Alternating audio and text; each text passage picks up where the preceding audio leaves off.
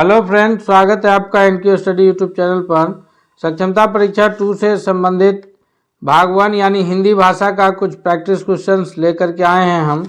आइए देखते हैं एक एक प्रश्नों को उसके उत्तर की व्याख्या के साथ। क्वेश्चन है कि वृक्ष पर पक्षी बैठे हैं, इस वाक्य में पर कौन सा कारक है? तो वृक्ष पर पक्षी बैठे हैं यानी यहाँ पर जो कारक बन रहा है वो अधिकरण कारक है। ऑप्शन नंबर डी पहला नंबर क्वेश्चन के लिए जो सबसे सही उत्तर है वो ऑप्शन नंबर डी के रूप में जाना जाएगा। अगले क्वेश्चन की ओर बढ़ते हैं। क्वेश्चन नंबर दूसरा है कि वह घर से बाहर गया, इस वाक्य में जो से है वह कौन सा कारक है? घर से बाहर गया, तो यहाँ पर जो से कारक है वो कौन सा कारक है? कर्ता कर्म करण आपादान।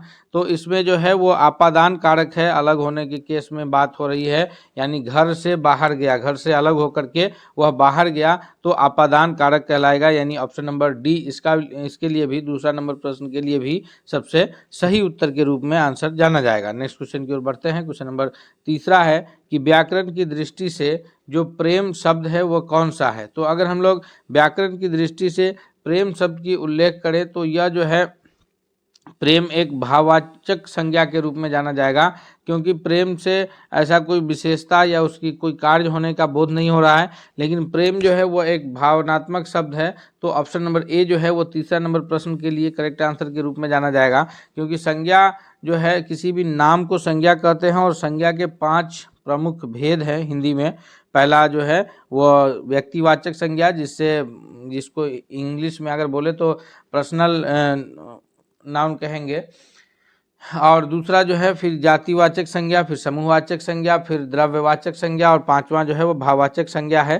तो जातिवाचक संज्ञा जिसमें खास जाति का बोध, खास मतलब व्यक्ति, खास स्थान का बोध हो, जैसे अगर हम लोग स्थान में दिल्ली कहें, खास जगह में आगरा कहें, ताजमहल कहें, और कोई भी व्यक्ति का नाम राम, श्याम, सीता, तो ये सारे जो है व्यक्तिवाचक संज्ञा में आएंगे। समूहवाचक दूसरा है जातिवाचक संज्ञा, जिससे पूरी जाति का बोध हो जो है, जैसे अगर हम लोग बात करें कि लड़का या फिर लड़की या आदमी, तो इससे उसकी पूरी जाति का बोध हो रहा है। उसी प्रकार समूहवाचक संज्ञा है, जैसे अगर हम लोग बात करें कि भारतीय क्रिकेट टीम, तो जो कि एक समूहवाचक संज्ञा है। और उसी प्रकार द्रव्यवाचक संज्ञा, जिसको नापा तोला जा सके, गिना ना जा सके, तेल है, मसाला है, चावल है। और एक भाववाचक संज्ञा है जिसे केवल हम लोग महसूस कर सकते हैं, तो उसी में आएगा प्रेम, जो कि भाववाचक संज्ञा के रूप में जाना जाएगा। नेक्स्ट क्वेश्चन की ओर बढ़ते हैं। अगला प्रश्न क्वेश्चन नंबर चौथा है कि निम्न में से कौन सा शब्द स्त्रीलिंग है? तो ऐसा शब्द जो स्त्रीलिंग के रूप में पता चले वह कौन सा शब्द है? तो शब्दों के तो जो है स्त्रीलिंग पुल्लिंग में जनरली बांटा गया है। तो ये चौथा जो हमारे पास प्रश्न है, इसके जो ऑप्शंस मौजूद है उसमें से जो मृत्यु शब्द है, उत्साह, चक्रव्यूह और संकल्प को छोड़ करके मृत्यु जो शब्द है वो एक स्त्रीलिंग शब्द का बोध हो रहा है मृत्यु से, यानी ऑप्शन नंबर सी जो है चौथा नंबर प्रश्न के लिए सबसे करेक्ट आंसर है। क्वेश्चन नंबर 5 है कि निश्चयवाचक सर्वनाम किसे कहते हैं? कौन सा है, यानी निश्चयवाचक सर्वनाम जो है ये ऑप्शंस में कौन सा सर्वनाम निश्चयवाचक सर्वनाम के रूप में जाना जाएगा? तो 5वां नंबर प्रश्न के लिए जो सबसे करेक्ट उत्तर होगा वो कौन सा होगा? अगर हम लोग 5वां नंबर प्रश्न का उत्तर देखें तो इसमें निश्चयवाचक और अनिश्चयवाचक, तो क्या, कुछ और कौन, इस तीनों से कोई भी चीज़ निश्चित होने का बोध नहीं चल रहा है। लेकिन जब हम लोग कहते हैं, यह सर्वनाम लगा करके कहते हैं कि यह कलम है या यह कॉपी है, तो यह इससे क्या हो रहा है कि उसके निश्चित होने का बोध हो रहा है। इस प्रकार निश्चयवाचक जो सर्वनाम होगा वो ऑप्शन नंबर डी के रूप में जाना जाएगा कि यह जो है निश्चयवाचक सर्वनाम है। सर्वनाम कहते हैं किसे? तो सर्वनाम का इंग्लिश हो गया प्रोनाउन, जिसको हम लोग संज्ञा या दूसरे सर्वनाम की जगह पर इस्तेमाल करते हैं, उसको हम लोग सर्वनाम के रूप में जानते हैं। तो यह जो है जिससे निश्चित होने का बोध हो रहा है, क्या है, कुछ, कौन, ये सब जो है ये निश्चित नहीं है, लेकिन यह कलम है, यह कॉपी है, इसे निश्चित होने का बोध हो रहा है, इसलिए यह शब्द जो है वो निश्चयवाचक सर्वनाम के रूप में जाना जाएगा। नेक्स्ट क्वेश्चन की ओर बढ़ते हैं। अगला क्वेश्चन है छठा कि इनमें से विशेषण को चुनिए। विशेषण से हम लोगों को क्या है कि किसी भी संज्ञा या सर्वनाम की विशेषता का पता चलता है, जिसको इंग्लिश में एडजेक्टिव कहेंगे, तो उसे हम लोग विशेषण कहते हैं। विशेषण शब्द से जो है किसी भी संज्ञा या सर्वनाम की विशेषता के बारे में जानकारी हासिल होती है। तो यहाँ पर अगर विशेषण की बात की जाए तो कौन सा विशेषण है? भलाई है, मिठास है, स्वयं और थोड़ा। तो इसमें विशेषण क्या है? तो तो विशेषण 6 नंबर प्रश्न का जो सही उत्तर है ऑप्शन नंबर सी के रूप में जाना जाएगा। थोड़ा, अधिक, ये जो है उसके विशेषण के रूप में जाना जाएगा। नेक्स्ट क्वेश्चन की ओर बढ़ते हैं। अगला क्वेश्चन है, क्वेश्चन नंबर 7 है कि काम का नाम बताने वाले शब्द को क्या कहते हैं।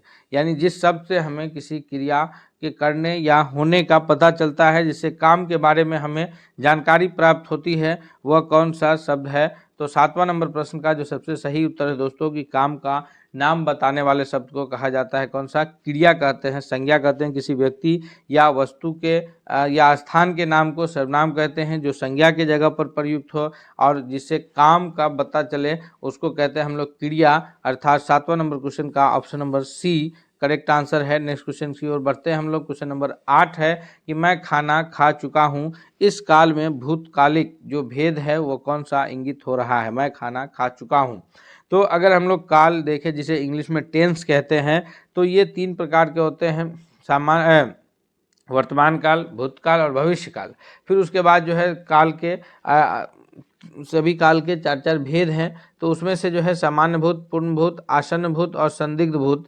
तो यो मैं खाना खा चुका हूँ, इसमें से जो भूतकाल का यह कौन सा भूतकालिक ये भेद है, तो इसका correct answer option number B के रूप में जाना जाएगा, क्योंकि यह पूर्ण भूत है। यानी यहाँ पर जो काम है वह कंप्लीट हो चुका है पहले ही। मैं खाना खा चुका हूँ तो ये कंप्लीट हो चुका है, अर्थात ये पूर्ण भूत में जाएगा। अगला क्वेश्चन है, क्वेश्चन नंबर 9 है कि सामान्य वर्तमान काल का उदाहरण कौन सा है। सामान्य वर्तमान काल का उदाहरण की सामान्य वर्तमान काल किसे कहेंगे, सबसे पहले हम लोग ये जानते हैं।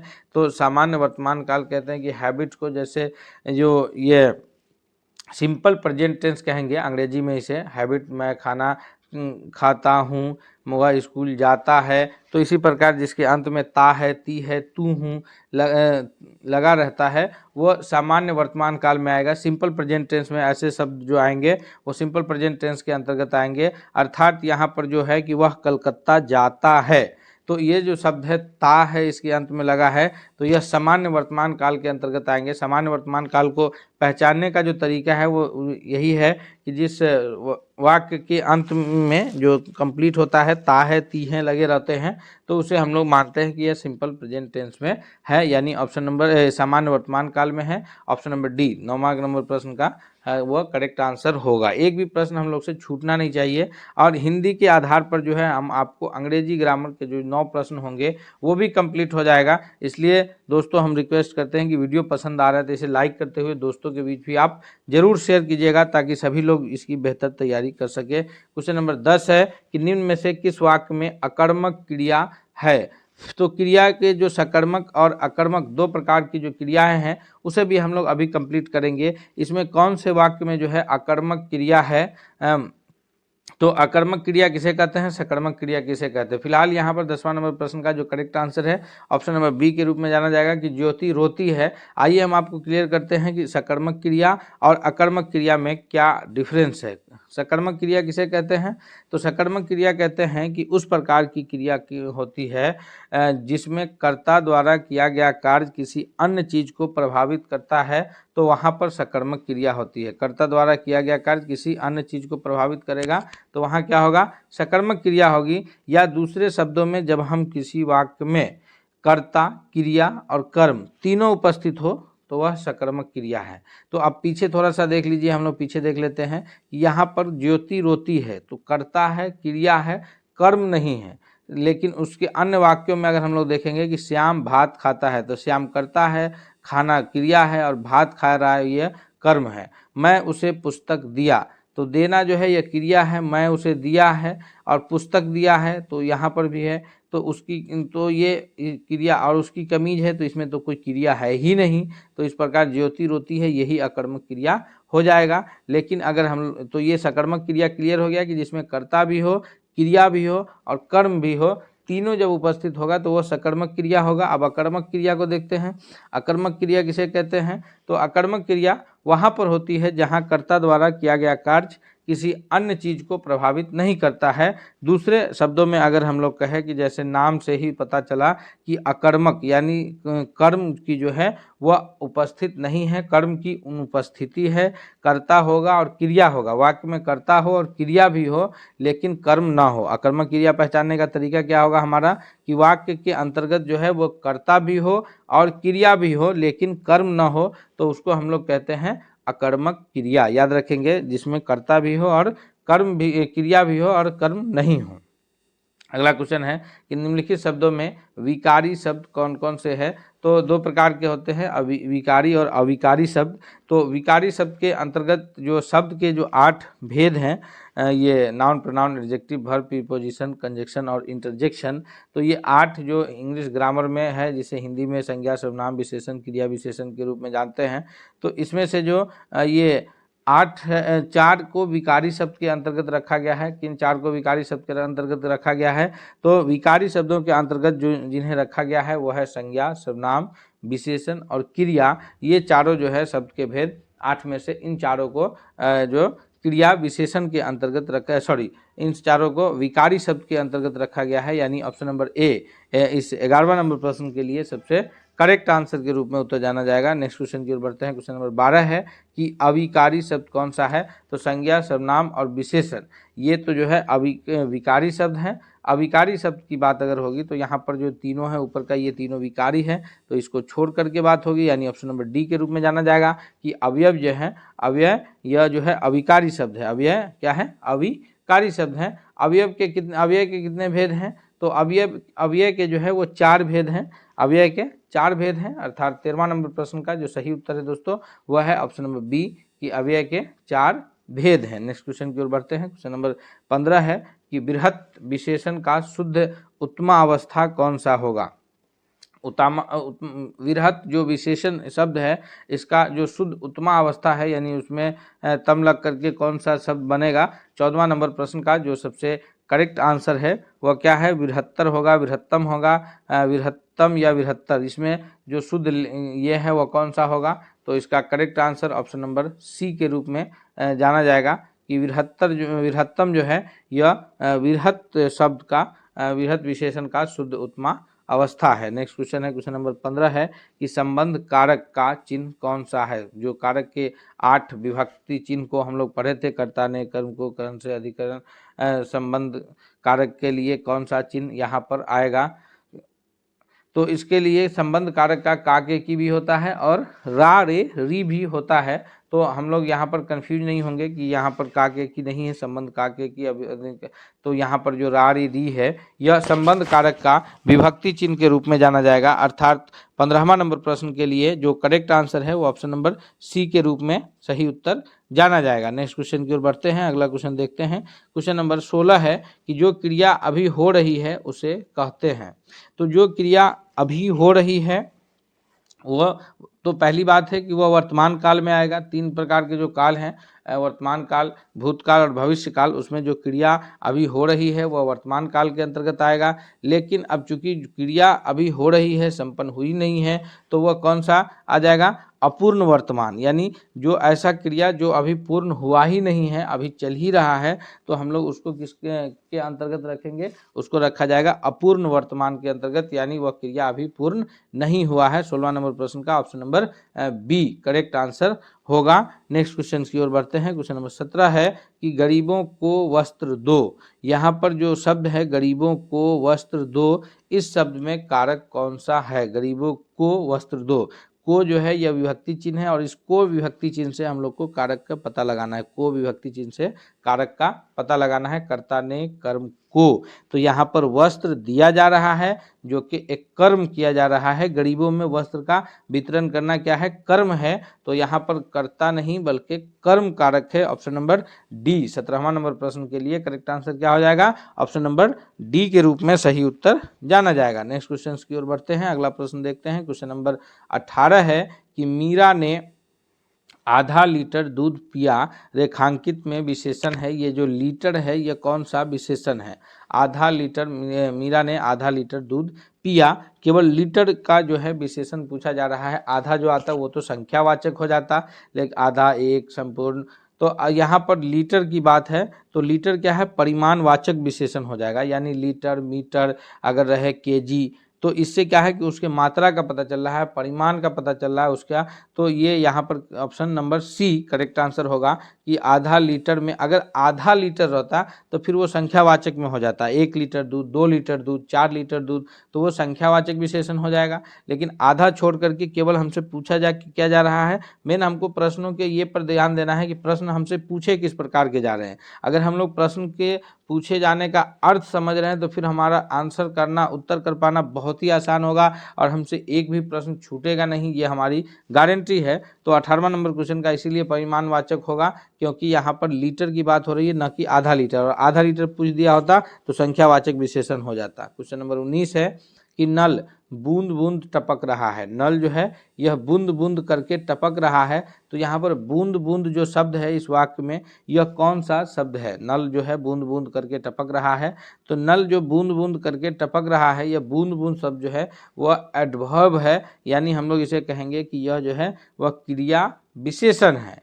एक तो बूंद बूंद करके टपक रहा है, तो बूंद बूंद शब्द जो कि क्रिया की विशेषता बता रहा है, क्रिया विशेषण के रूप में जाना जाएगा। टपकना जो है ये क्रिया है और यहाँ पर बूंद बूंद करके टपक रहा है, क्रिया विशेषण शब्द हो गया। अर्थात 19वां नंबर प्रश्न के लिए जो करेक्ट आंसर हो गया वह कौन सा होगा? ऑप्शन नंबर सी के रूप में उत्तर जाना जाएगा कि नल बूंद बूंद करके टपक रहा है, यह एक क्रिया विशेषण शब्द है। क्वेश्चन नंबर 20 की ओर चलते हैं कि वह घर पहुंच गया। इस वाक्य में पहुंच गया जो है निम्नलिखित में से किस क्रिया का उदाहरण है? वह घर पहुंच गया है, इसमें पहुंच गया वह कौन से क्रिया का उदाहरण है? जी हाँ दोस्तों, 20वां नंबर प्रश्न का जो करेक्ट आंसर है वह ऑप्शन नंबर सी के रूप में जाना जाएगा कि संयुक्त क्रिया का उदाहरण है घर पहुंच गया। नेक्स्ट क्वेश्चन की ओर बढ़ते हैं। अगला प्रश्न देखते हैं। क्वेश्चन नंबर 21 है कि इनमें से अपादान कारक की विभक्ति चिन्ह क्या है? अपादान कारक का विभक्ति चिन्ह क्या होगा? तो अपादान कारक जो है वो अपादान कारक किसी चीज़ से अलग होने के केस में होता है। जैसे अगर कहें कि पेड़ से पत्ता गिरा, तो पत्ता जो है वो पेड़ से अलग होता है, तो से शब्द जो है वो अपादान है। अपादान कारक कैसे कहते हैं कि जब किसी चीज़ से, एक चीज़ से दूसरा चीज़ जब अलग होता है, वहाँ पर जो विभक्ति चिन्ह प्रयोग किया जाता है वह अपादान कारक के रूप में जाना जाता है। यहाँ पर ऑप्शन नंबर सी हो जाएगा कि से जो है वो विभक्ति चिन्ह अपादान कारक का है। कि उदाहरण अभी हम लोग देखे हैं कि पेड़ से पत्ता गिरा, वह घर से बाहर गया, तो से जो है यहाँ पर वह अपादान कारक के लिए विभक्ति चिन्ह प्रयोग होगा। नेक्स्ट क्वेश्चन है, क्वेश्चन नंबर 22 है कि शब्द जब वाक्य में प्रयुक्त होने को योग्यता प्राप्त करता है तो उसे क्या कहते हैं? शब्द जब वाक्य में प्रयुक्त होने को योग्यता प्राप्त करता है तो उसे पद के रूप में जाना जाता है। अर्थात 22वां नंबर प्रश्न के लिए जो सबसे सही उत्तर है दोस्तों वो ऑप्शन नंबर सी के रूप में जाना जाएगा। 22वां नंबर प्रश्न के लिए जो सबसे सही उत्तर है वो क्या जाना जाएगा? ऑप्शन नंबर सी के रूप में। नेक्स्ट क्वेश्चन है, क्वेश्चन नंबर 23 है कि निम्नलिखित में से रूढ़ शब्द कौन से हैं? 3 प्रकार के शब्द फिर से होते हैं, रूढ़, यौगिक और योग रूढ़। तो इस 23वां नंबर प्रश्न में जो रूढ़ शब्द हैं इनमें से ऑप्शंस में से अगर हम लोग देखें ध्यान से तो वह ऑप्शन नंबर डी के रूप में जाना जाएगा कि पशु शब्द जो है वह एक रूढ़ शब्द है। नेक्स्ट क्वेश्चन की ओर बढ़ते हैं। अगला प्रश्न है, क्वेश्चन नंबर 24 है कि शब्द रचना के आधार पर बताइए कि कौन सा शब्द योग रूढ़ है। जी हाँ दोस्तों, 24वां नंबर क्वेश्चन के लिए करेक्ट आंसर है जो ऑप्शन नंबर डी के रूप में जाना जाएगा कि शब्द रचना के आधार पर यहाँ जो योग रूढ़ शब्द है वो जलज है। Option number D correct answer है। दोस्तों अगर अभी भी आप चैनल पर हमारे नए हैं, चैनल को सब्सक्राइब नहीं किया है तो प्लीज़ आप अब तक चैनल को सब्सक्राइब नहीं किया तो सब्सक्राइब कर लीजिए, साथ ही साथ बेल आइकन दबा लीजिए ताकि कोई भी अपडेट्स आए तो आप तक सबसे पहले पहुंचे। 25वां नंबर प्रश्न है कि निम्न में से रूढ़ शब्द कौन सा है? यहाँ पर जो रूढ़ शब्द हमें याद करने हैं 25वां नंबर क्वेश्चन में, यहाँ वैभव जो है यह एक रूढ़ शब्द है, ऑप्शन नंबर डी के रूप में करेक्ट आंसर है। नेक्स्ट क्वेश्चन की ओर बढ़ते हैं। क्वेश्चन नंबर 26 है कि परीक्षा शब्द निम्न वर्गों में से किस वर्ग में आता है? शब्द को जो है इस 4 वर्ग में बांटा गया है।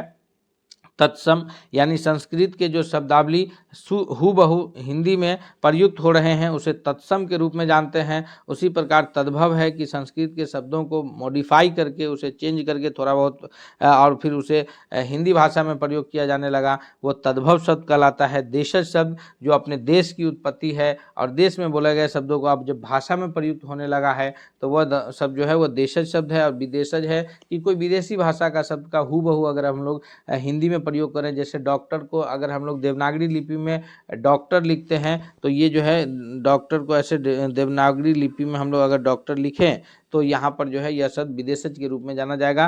तो इस परीक्षा जो है इस आधार पर ऑप्शन नंबर ए यानी तत्सम है, जो कि संस्कृत के शब्द है जिसे हूबहू यहाँ प्रयोग किया जा रहा है। नेक्स्ट क्वेश्चन है, क्वेश्चन नंबर 27 है कि निम्नलिखित में से यौगिक शब्द कौन से हैं। जी हाँ, तो 27वां नंबर प्रश्न का करेक्ट आंसर क्या होगा दोस्तों? यौगिक शब्द जो है वो विद्यालय है। ऑप्शन नंबर सी इसका करेक्ट आंसर है। नेक्स्ट क्वेश्चन की ओर बढ़ते हैं। अगला प्रश्न है क्वेश्चन नंबर 28 है कि नीचे दिए गए विकल्पों में तद्भव शब्द का हमको चयन करना है, यानी ऐसा शब्द जो कि संस्कृत के शब्द है उसे मॉडिफाई करके प्रयोग कहाँ किया जा रहा है, मॉडिफाई करके उसे हिंदी में प्रयोग किया जा रहा है। तो वह शब्द है मुंह। Option number B correct answer होगा। मुख जो है वो होगा तत्सम शब्द और उसे मॉडिफाई करके मुंह के रूप में प्रयोग किया जा रहा है, तद्भव शब्द कहलाएगा। नेक्स्ट है क्वेश्चन नंबर 29 है कि वह जिस शब्द से कोई सार्थक खंड हो सके उसे क्या कहते हैं। तो जिस शब्द का सार्थक खंड हो पाता है वह यौगिक कहलाता है। विज्ञान में जो यौगिक है कि दो या दो से अधिक की जो तत्वों का समूह यौगिक कहलाता है, उसी प्रकार दो या दो से जो दो शब्दों का जो सार्थक खंड किए जाने वाले शब्द का समूह है वह यौगिक शब्द कहलाएगा। ऑप्शन नंबर 29वां का बी करेक्ट आंसर होगा। नेक्स्ट क्वेश्चन है क्वेश्चन नंबर 30 है कि जिन शब्दों की उत्पत्ति का पता नहीं चलता है उसे क्या कहते हैं। जी हाँ, तो जिन शब्दों के उत्पत्ति का पता नहीं चलता है यानी वह शब्द किस शब्द से आए हैं, वह संस्कृत से आए हैं या संस्कृत के शब्दों को मॉडिफाई करके इस्तेमाल किया जा रहा है या किसी विदेशी भाषा के शब्द है। तो संस्कृत के शब्द हैं तो तत्सम, मॉडिफाई किया गया तद्भव, और जो देश में उत्पन्न है जिसका कोई ये नहीं है तो वह शब्द कहलाता है देशज। Option number C correct answer होगा कि देशज शब्द की उत्पत्ति का हमें कोई जानकारी नहीं मिलती है। इस प्रकार दोस्तों हम लोग 30 महत्वपूर्ण प्रश्नों को कंप्लीट किए हैं, जो कि यह चौथा प्रैक्टिस सेट था हिंदी का। हम उम्मीद करते हैं कि आपको बहुत ही लाभकारी साबित होगा, इसलिए आपसे रिक्वेस्ट है कि आप चैनल को सब्सक्राइब करते हुए वीडियो को लाइक करते हुए दोस्तों के भी शेयर कीजिए। मिलते हैं अगले सेट के साथ, तब तक के लिए धन्यवाद।